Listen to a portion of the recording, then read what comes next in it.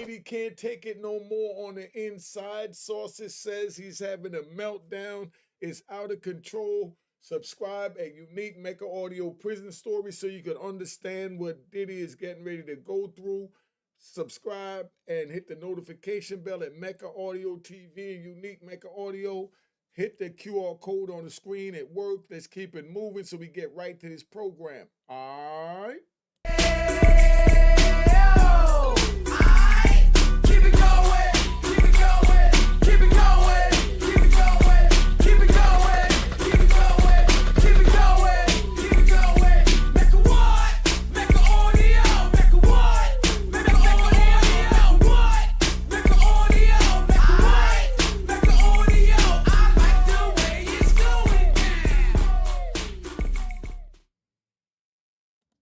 All right, you know what it is. Unique Mecca Audio, man, we here. They say Diddy losing his mind in the prison. Do you believe Diddy's losing his mind in the prison? Somebody put in the comments, let me know. We're going to play this. They asking this dude questions. He's a civilian. He's talking from a civilian point of view. I'm talking about from a street point of view. So I'm talking about where Diddy was from and raised point of view. And I'm talking about where this man was raised. Let's keep it going. All right. So the testimony, I think this is going to be huge, something we've talked about, and it's really highly anticipated because they're the ones who were victims in this situation. Is the defense really going to attack that? The fact that these people are bearing all, it's probably going to be very emotional for them or very difficult to talk about on a public stage. Do you think that's something that the defense is really going to focus on? I think so. We know, at least in the civil complaints, one of the defense strategies has been to out the victim. Some of them want to remain anonymous, right? And the defense in almost every case has filed a motion to unmask the identity of the accusers because they think on the defense side that maybe people will be more hesitant to come and talk about their sexual assault or sexual abuse at a very public trial. And it's hard for victims. All right, that's a bunch of crap. I think that's a bunch of crap. Bottom line is these people, as they're coming in, they're going to tell the best story of their lives. They're going to really sell this thing. That's their job. That's their motivation because they also have a civil suit. Let's keep it 100. So this is their grand stage to perform to them getting the bag. So this is to get the ultimate payday. So do you think they're going to go up there sidestepping and forgetting this or that or just making up a sensational story that just blow the jury's mind? And then take everything that they said at the criminal trial over to the civil trial and say, I testified, this is what happened, I'm emotionally broke, give me my bag, whether I'm telling the truth or not. Don't know, not saying, but just letting you know this is how this is going to be played out. That's all this is saying. Nothing more, nothing less. Victims of abuse. So I do think the defense is banking on that. And we know that some of these acts happened years, sometimes even decades ago. So they're going to point out inconsistencies in any statements that they're making and argue that this shows that they're lying. And we've already seen it with a couple of the victims who have given statements already to the media. One was an interview with CNN. Another victim gave an interview with NBC, that victim, of course, being the Alabama woman who accused both Diddy and Jay-Z. And after those interviews, the reporters and the media outlets saw some inconsistencies, things that were incorrect in terms of maybe the dates or the locations of where things happened. And I think the defense is going to use that to say, well, these people aren't mistaken. They're outright lying. And the reason they're lying is they want fame, they want money. So we're going to see a very aggressive cross-examination in this case, Sierra. Is anything wrong with aggressive cross-examination to point out the discrepancies? Put it in the comments.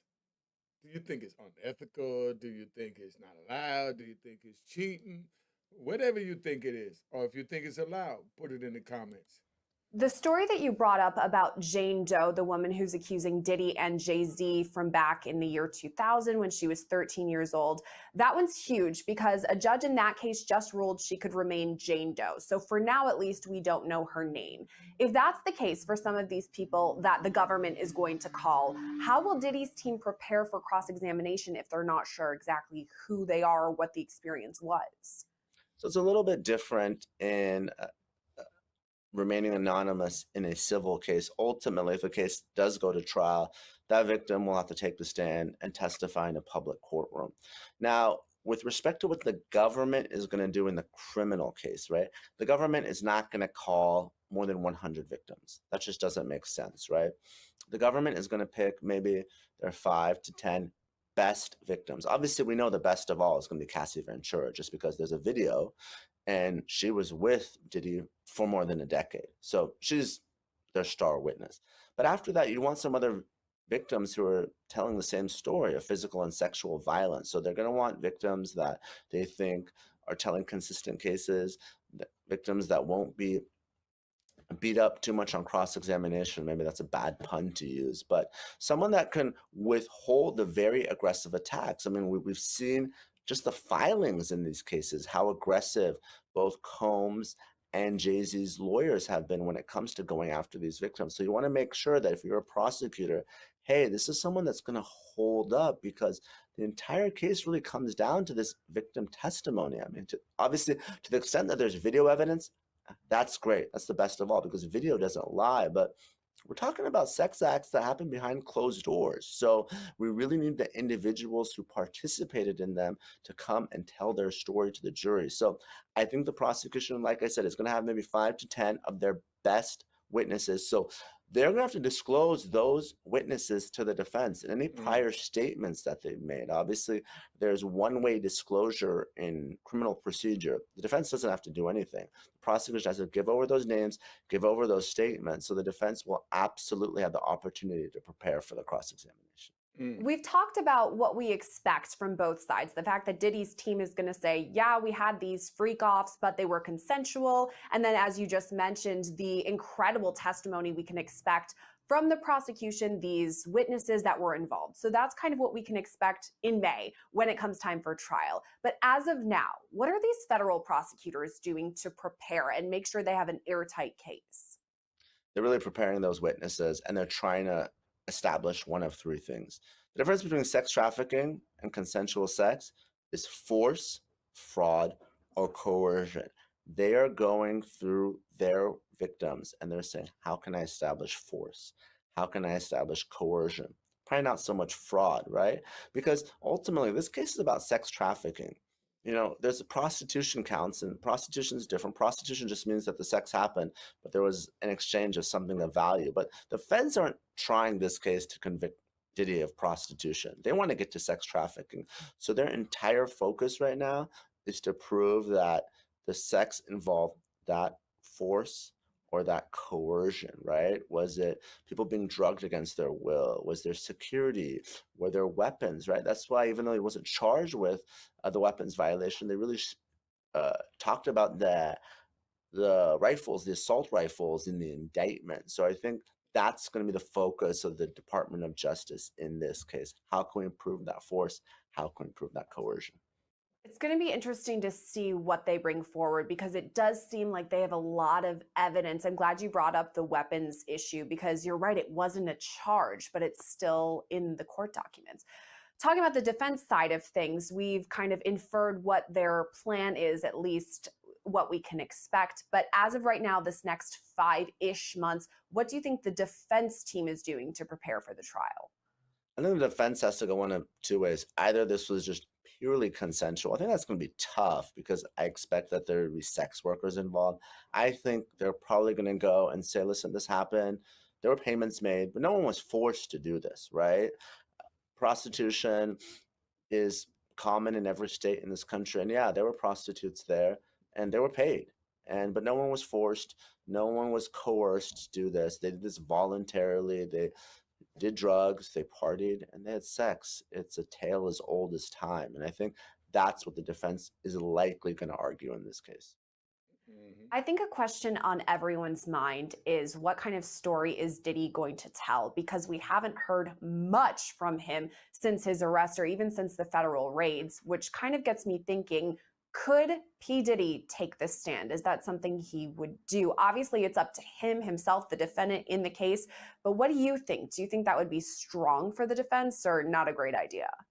I don't think it's a good idea, because You know, the video, especially the 2016 video of him beating Cassie Ventura, is so bad. He's going to get destroyed on cross-examination. If I'm defending this case, and I wouldn't defend this case, a very difficult case, but if I were, I would just focus on going after the victims and cross-examining them. I think that's the only chance that Combs has. Because once you take the stand, the entire case comes down to the defendant's testimony. It's a very risky proposition in a case like this where there's so much evidence against him. As you pointed out, though, there are decades of accusations against P. Diddy, so he would probably have to go back into his brain, okay, this was the year 2000, here's what happened. I mean, I think you're right. I don't think we're going to see him on this stand. I am wondering, though, if we're going to see other celebrities on this stand. Jay-Z is a name that we've recently heard in that Jane Doe filing, the woman we were just speaking of. She now named Jay-Z as one of the alleged rapists. Could we hear from him or other high-profile witnesses? It's certainly possible. Anyone that attended one of these freak-offs, and certainly if they participated in it, should absolutely have their lawyer on speed dial because they can be called as a witness. And, you know, Jay-Z has been identified. There's been Celebrity B, who's also named in that same civil complaint as a witness. So I think we're going to hear more and more names. Obviously, there's a lot of rumors and speculation out there. I don't want to repeat that, but I believe where there's smoke, there's fire. And I expect there to be more celebrities named in civil lawsuits soon. That's something everybody's wondering. Who are we going to see that's called as a witness when this does go to trial? And as of right now, it's set for May, which is interesting because Diddy was arrested and charged back in September, so less than a year from that point until he goes to trial. What do you think? Do you think this May trial date is going to stay, that everyone can be prepared in time for that? I think so. I think unless we get a superseding indictment charging sex trafficking of minors, for instance, or some of these obstruction of justice counts related to witness tampering, I think Diddy wants to go to trial as quickly as possible because he's in custody. I think it would be a very different story if Diddy was enjoying his freedom, even if he was under house arrest. We probably wouldn't see a trial until 2026. But being in custody is a major motivator for people to push their case to trial as quickly as possible. And as we've seen and heard, I don't think Diddy's doing too well in custody. So I don't think he's going to continue this just for the sake of doing so. All right, so he broke this. I like this guy. Let me say that first. I like this guy. He really spoke excellent. He was right on point. He was factual, everything that he's saying. From a civilian point of view, that's what you have to understand, and from a legal point of view as well, right? Very intelligent legally. But Diddy right now is sitting in jail, and they got to bring witnesses against him. These witnesses is going to be anybody they see in any one of those parties, but they're going to label them freak offs. They're going to threaten them that they're freak off tapes. This is what was happening in there. This is what was going on. And if you don't get on the stand and testify and say this and that, and just like that he just said himself, and he was 100% right, they have to prepare the witness. They have to prepare the victim. Why do you have to prepare the victim to tell the truth? You're the prosecutor. Other than tell them, you tell them lie, we're going to lock you up on a court of law. But when they say prepare them, that means they tell their story and they tell what part of the story they don't want them to tell, what part they want them to tell, what part they feel is impactful, what part don't need to tell because it's not going to help their case to try and convict them. So they're going to tell her, don't say that because that would help him. And that's a violation right there. But you need the witness to come forward to say, oh, I wanted to say such and such, but they told me not to say such and such. That's how people get back on appeal. That's why we go to trial, because there's always going to be a loophole, because they're always going to make a mistake only because they're human, and humans make mistakes. Now, Diddy's sitting there, he got all this going on. Where do you think it go from here? Where would you like it to go from here? Would you like Diddy to be, let's do a survey. Would you like Diddy to be locked up forever? Or how much time would you like for Diddy to get? That's one. Then we got two. Do you think that Diddy should be supported? And when I support it, I mean, given the benefit of the doubt that he's innocent and proven guilty, like every citizen under the Constitution? Or do you think we should just take it at face value and lock him up and throw away the key because they do have something called a bail? Do you really think Diddy is a danger to the public? Do you think he's a big danger to society if they let him out? Do you have Diddy as this villain?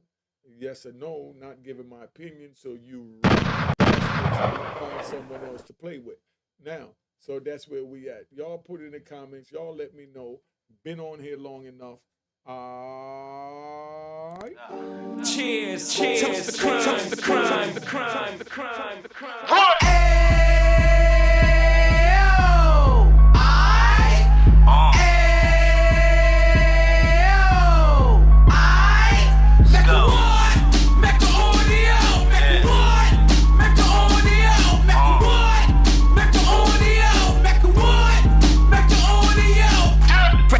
Out the can of 26, he back on the strip, getting back in the mix. What he mentions a gift. You stand up 10 toes down, and I suggest you pay attention to this. Take a little gully posse and put it in hall. He cut from the bottom, came up from the bottom. Drop the book, you should go and get it. An Instagram page and a YouTube you could go and visit.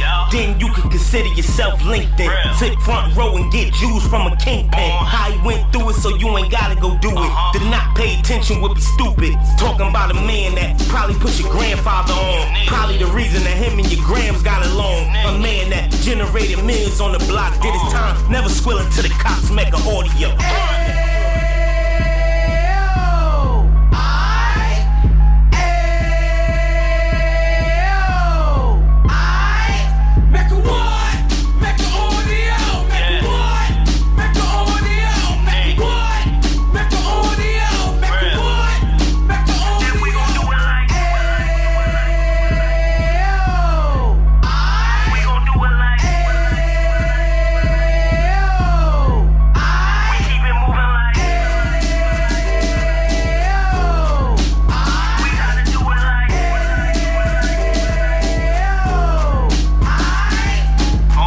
Get it live like 2 G's in the night. Drop top beamer so shiny. I let shorty go, she was wine. Treat her like my past, she behind me. Spend a couple bands on the dapper Dan. You be back again, getting green like a Packers fan. No cap, it's a roaring uptown. They be horn uptown, Dominican bust downs. Now we on the positive, we got a lot to give. Now you trying to stop the kids from being inoperative. So take heed, homie, lend an ear. He started in uptown, he gon' finish there. But now it ain't about selling drugs, buying cars. It's about buying property to make the community yours, so we can get back to the cheers, cheers, toast the crime, the crime, the crime, the crime.